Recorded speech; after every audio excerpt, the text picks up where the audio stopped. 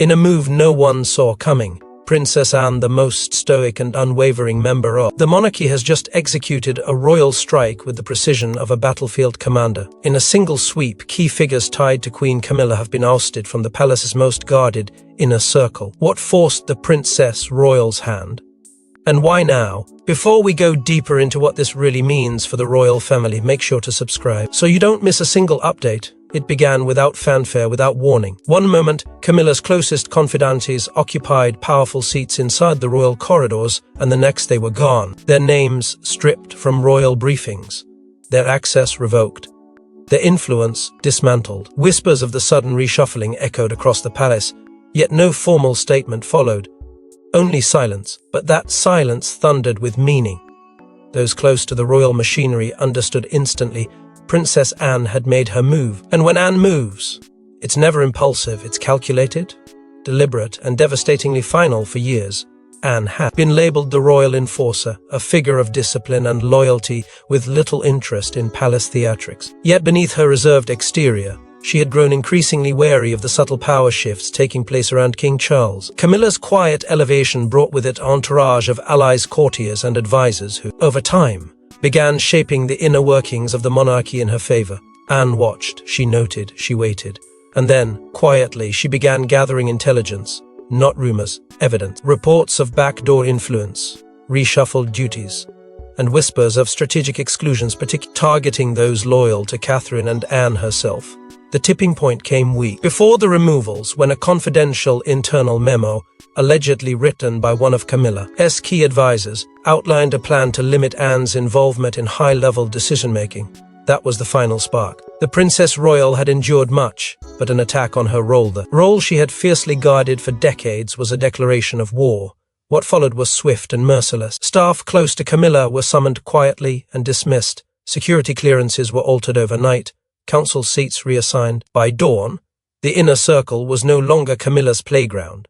Impact inside Buckingham Palace was immediate and disorienting. Senior aides looked visibly shaken, unsure of where the balance of power now lay. Long-trusted figures were escorted out, and the usual chain of command appeared fractured. One staffer described the atmosphere as frozen, while another admitted they hadn't seen such internal panic since the death of Queen Elizabeth. Amid the chaos, one phrase was reportedly overheard in the royal corridors: past life. A secret between lips too afraid to speak louder, the Queen has been neutralized.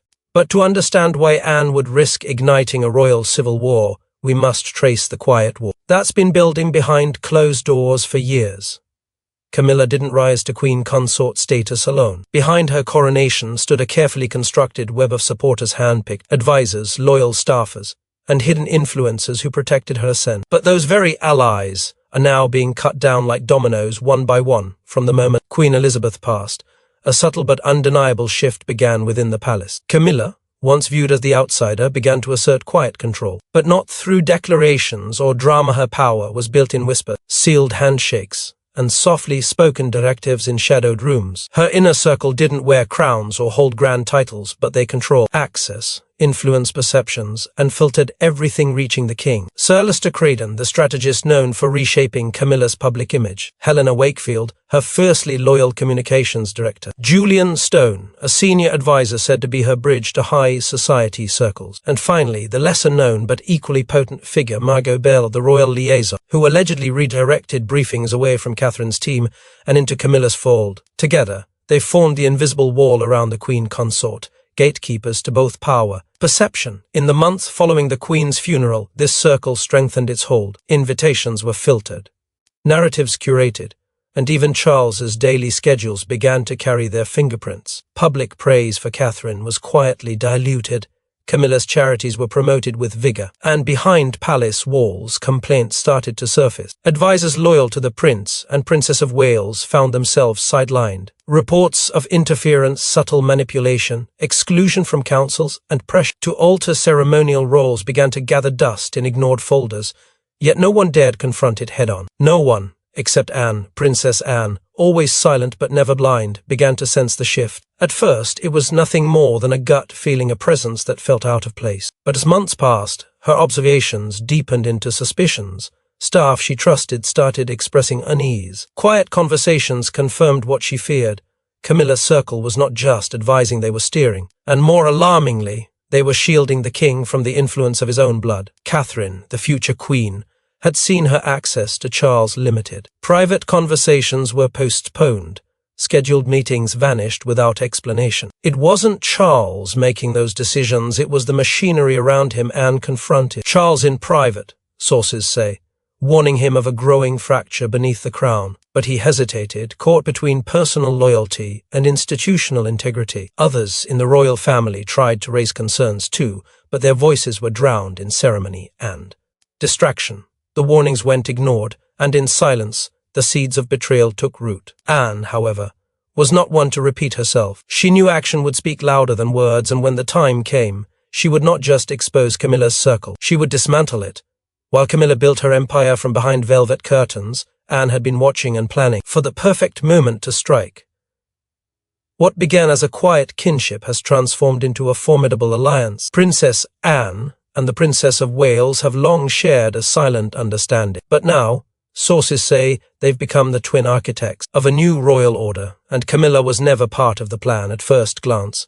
Their relationship was unassuming. Anne, the unflinching pillar of tradition, and Catherine, the modern emblem of grace, seemed to walk different paths. But beneath the surface, there was always something deeper. Both women understood the demands of duty in a world where appearances often mask intent. Both knew what it meant to stay silent while storms raged around them. And most importantly, both recognized each other not as rivals, but as allies in a crumbling institution begging for reform. Over the years, mutual respect grew into unspoken solidarity. But it wasn't until the shadows cast by Camilla's inner circle deepened that this bond became something far more powerful, an alliance with purpose. Behind the palace gates, a pattern had begun to emerge. Catherine, despite her grace, popularity, and gateful place as future queen, was being sidelined in subtle, cruel ways. Her initiatives were buried beneath bureaucratic delays. Her presence in key discussions diminished. Access to the king, once regular and open, became restricted under the weight of Camilla's tightly controlled influence. According to insiders,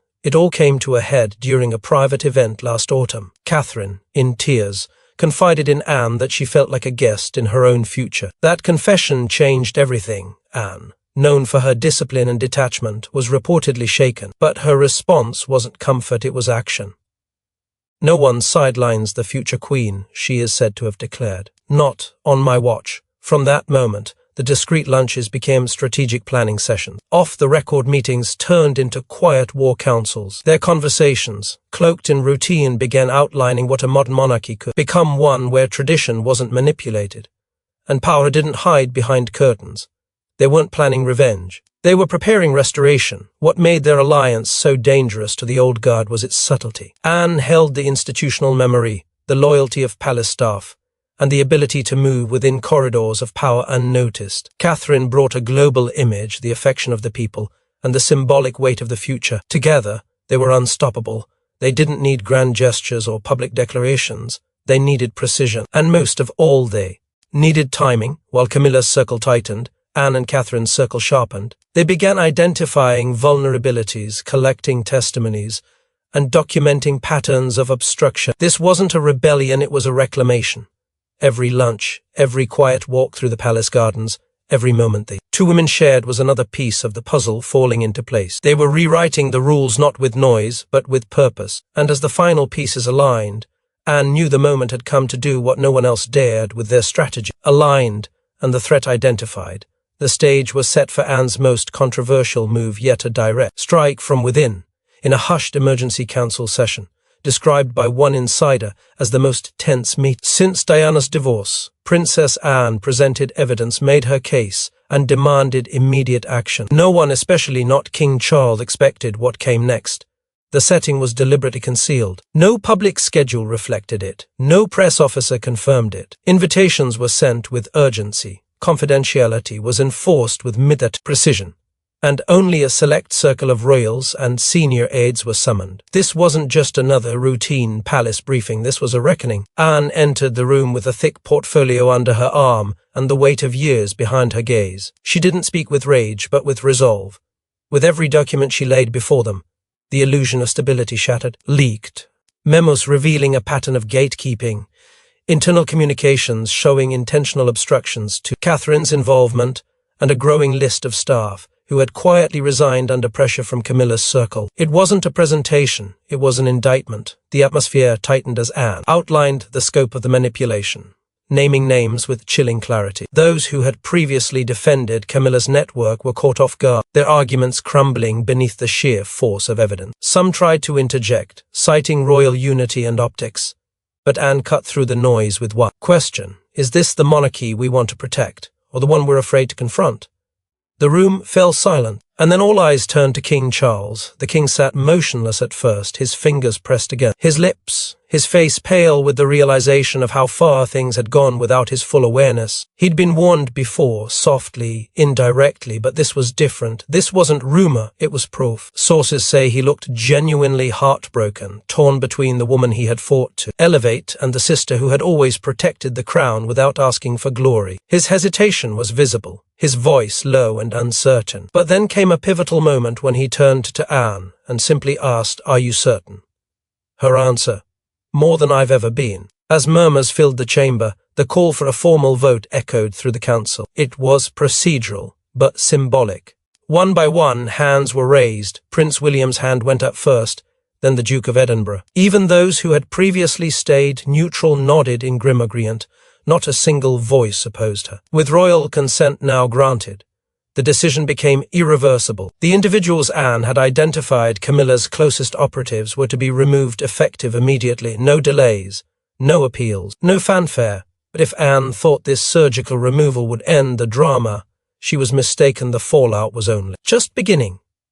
Moments after receiving the news, Queen Camilla was seen abruptly leaving a private meeting. Sources claim she retreated to her quarters in tears, refusing to speak to Charles or anyone else. What had once been her kingdom was crumbling at an unforgiving pace. The corridors of Clarence House fell into a deafening stillness. Staff exchanged silent glances, phones buzzed without answers, and the usual rhythm of the palace fractured into something far more fragile. Camilla, once confident and assured, was reportedly struck speechless. She hadn't anticipated the swiftness of Anne's maneuver, nor the fact that Charles, when pressed, would not shield her. It wasn't just a loss of power, it was humiliation. Her carefully crafted circle, the advisors she'd relied on for years, were gone, cut away with surgical precision. And in their place, a void cold, unrelenting, and deeply personal. Sources inside the palace claim Camilla tried desperately to reach the king immediately. Why? Following the emergency session, multiple calls, repeated messages, no reply. For nearly 4 hours, there was radio silence. The man she had stood beside during the most controversial chapter of royal history had gone quiet. Whether out of guilt, shock, or strategic distance, no one could say. But that silence cut deeper than any formal rebuke. It was, insiders suggest, the moment Camilla realized she was no longer untouchable. Behind closed doors, aides heard something they were never meant to witness: Camilla crying. Not the composed sobs of a woman mourning formality, but the unraveling of someone who had just lost the invisible throne she'd fought for all her life. Those close to her say she was devastated, lashing out at what she called a coordinated betrayal. In the hours that followed, her schedule was wiped clean. Engagements cancelled. Appearances postponed. Suddenly, the Queen Consort was nowhere to be seen. Her presence, once constant, had become a question mark. While palace officials remained silent, her remaining allies scrambled. Trusted aides reached out to media contacts, trying to control the narrative. The press office was unusually active, issuing neutral statements about routine transitions and organizational reviews. But it was clear damage control had begun. And yet, behind every attempt to spin the story was the glaring truth. No one could cover up. Camilla's influence had been shattered permanently. Even within royal circles, the whispers turned blunt. One insider remarked that her power had become irreparably diminished. Another noted that key figures were now referring to her role in the past tense. The courtiers who once bowed low now watched with carefully measured distance. It wasn't rebellion, it was abandonment. A quiet recognition that the storm had passed, and Camilla was no longer at the center of it. As Camilla spiraled behind palace gates, Charles found himself trapped between his sister's forceful logic and his wife's emotional devastation. Torn between loyalty to his wife and the hard truth laid bare by his sister, King Charles reached a moment of emotional paralysis. Sources claim he locked himself in the royal library and told an aide, "I don't know who I can trust anymore." The weight of the crown had never felt heavier. In the hours following the council's decision, Charles withdrew from the public eye and, more crucially, from those closest to him. The once confident monarch who had weathered scandals, heartbreak, and decades of national scrutiny now stood at the edge of an emotional cliff. His most trusted advisers had been removed in a single blow. His wife was inconsolable, and his sister, Anne, had just exposed a level of deceit he could no longer deny. The palace may have been quiet on the surface, but within its walls, the king was unraveling. He had known Camilla's circle was active, but he never imagined the depth of their entrenchment, nor the extent to which it had wounded the very future of the monarchy. He reached out to the only people who could steady his spiraling thoughts: Prince William and Princess Anne. William, caught between duty and compassion, reportedly urged his father to see the long game, reminding him of the growing trust the public had placed in Catherine and the dangerous optics of shielding those who had quietly worked against her. Anne, ever direct, didn't mince words. She laid out the facts again, this time with a sharper tone. This was never about Camilla, she said. It was about who you were allowing to rule in your name. The message was clear: inaction had consequences, and Charles had to face them. Behind the scenes, tensions between Charles and Camilla flared. Sources say they clashed in a private confrontation, with Camilla demanding reinstatements and Charles refusing to reverse what he now saw as necessary. It wasn't anger that held him firm, it was exhaustion. The king was drained, emotionally battered by the realization that the palace he thought was united had been anything but. In a move that stunned some staff, Charles reportedly ordered a quiet internal review of all senior royal appointments, not just Camilla's allies, everyone. He wanted names, loyalties, timelines. The monarch, known for his cautious diplomacy, was suddenly demanding transparency. In the midst of this internal storm, a moment of quiet grace surfaced. Catherine, despite being the silent target of much of the chaos, made an unannounced visit to the king. She didn't lecture or confront. She simply sat with him. A presence, a reminder. No words could undo what had happened, but her calm steadied him. One aide recalled the king telling a valet later that night, "Anne sees clearer than I ever could. And Catherine, she's the calm in the fire." For a brief moment, clarity returned, and yet, in the middle of royal chaos, someone else stepped forward, someone Anne had protected in silence until now. While the palace braced for more scandal, a quiet but unmistakable shift occurred. Lady Louise Windsor, long shielded from the spotlight, was seen entering the council wing beside Anne. Was this Anne's next move in reshaping the monarchy and silencing Camilla's legacy? For years, Lady Louise had been the royal FA, Millie's best-kept secret, raised away from the harsh glare of publicity, protected not just by her parents but unknown to many under the watchful guidance of Princess Anne. She had grown into something the palace desperately needed, someone untainted by scandal, unburdened by ego, and untouched by Camilla's influence. And now, as the dust from Anne's royal purge settled, Louise's sudden appearance beside the Princess Royal wasn't coincidence. It was strategy, a message, a turning point. Those who watched closely understood it immediately. Anne was not just removing Camilla's allies, she was replacing them. Behind palace doors, the talk was instant. Louise had been appointed to fill a key ceremonial role once occupied by one of Camilla's most trusted confidantes. The transition was quiet, without press fanfare or official notice, but its implications were thunderous. It was a rebalancing of power, one that bypassed tradition in favor of trust. And it wasn't just the role that mattered, it was the message it sent. Anne was shaping the next generation not through bloodline hierarchy, but through loyalty, discretion, and purpose. Lady Louise had passed every test in silence, and now, her moment had come. The public's response was swift and stunned. Social media lit up with praise, calling Louise the monarchy's hidden gem and Anne's unexpected heir. Royal watchers, many of whom had long dismissed her as peripheral, now saw her re-emergence as the start of something much larger. Symbol of integrity, of quiet strength, of a future untouched by the drama that had plagued so many others. At her first engagement since the council shift, Louise appeared beside Catherine, their interaction warm, composed, and visibly genuine. It didn't need explanation. The image alone said it all. The old guard was gone. A new alliance had arrived, palace insiders speaking off the record described Louise not as a substitute, but as a strategic cornerstone. One source went as far as calling her the next weapon Anne is preparing. Not for war, but for legacy. A young royal molded by the woman who had just shaken the crown to its core. And unlike Camilla's inner circle, whose presence was born out of politics, Louise's was born out of trust. She had nothing to prove. And yet, she represented everything Anne believed the monarchy must become: resilient, grounded, and unshakable, But Anne's playbook wasn't just about reassignment. It was about rewriting the monarchy's future, and her final move would make headlines across the globe. This was never about revenge, it was about reform. Princess Anne has now submitted a sealed royal decree to be entered into the Crown Council archives, outlining a bold restructuring of inner circle operations. This isn't just a purge, it's a revolution. The monarchy, long accused of moving too slowly, had suddenly shifted at breakneck speed. But this wasn't chaos, it was Anne's design. In the aftermath of Camilla's inner circle being dismantled, many expected the palace to return to its old rhythms. Instead, Anne seized the moment. With the crown's stability hanging in the balance, she delivered a sealed proposal to the council, a blueprint that would redefine the structure, loyalty, and ethical compass of the royal institution.